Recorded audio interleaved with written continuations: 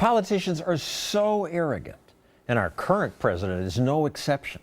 Barack Obama says he must save us from climate catastrophe. His sycophants cheer him on. The New York Times ran this front-page picture of him pondering what the Times calls his quiet war against climate change, the terrifying path of climate crisis, rising seas, freakish storms, drought, a planet choking on its own fumes.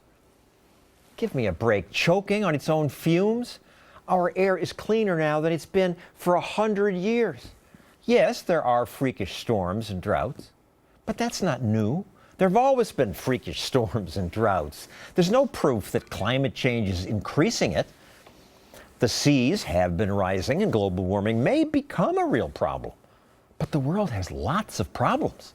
Malaria, dysentery, unfunded pensions, terrorism, all are bigger threats than climate change.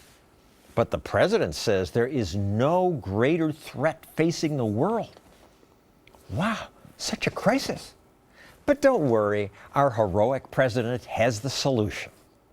America's Clean Power Plan, a plan 2 years in the making, and the single most important step America has ever taken in the fight against global climate change. The Clean Power Plan would cut the amount of CO2 emitted by power plants. Yes, he admits America already has strict pollution laws that limit pollutants like mercury, lead, sulfur dioxide. But there have never been federal limits on the amount of carbon that power plants can dump into the air. Think about that. We limit the amount of toxic chemicals like mercury and sulfur and arsenic in our air or our water, and we're better off for it. But existing power plants can still dump unlimited amounts of harmful carbon pollution into the air. Harmful carbon pollution? It's carbon dioxide. It's what we breathe out. Whew. There's some more of it. It's not really a pollutant. In many ways, it's good for the planet. Extra carbon dioxide extends growing seasons. It makes the earth greener. That's one reason Congress wouldn't go along with Obama's plan. So the president just issued an executive order. He reinterpreted that a 40-year-old law that covers actual pollution. The New York Times admits that many see this as messianic, an abuse of executive power, too burdensome for the economy.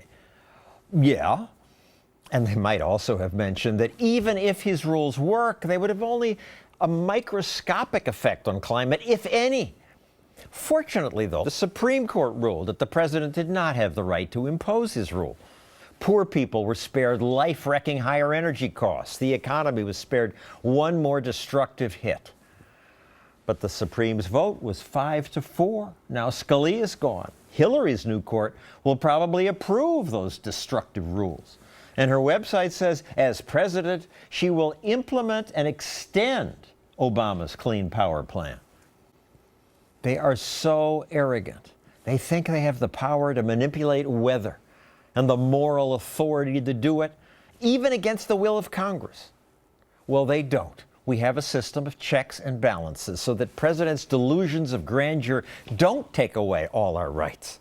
The Republican elites who were repudiated in the primaries and in their party, and the Democratic elites who basically fixed it against Bernie, they will together control the destiny of the country, and we will have a nation whose establishment represents Washington, not the nation it is supposed to serve.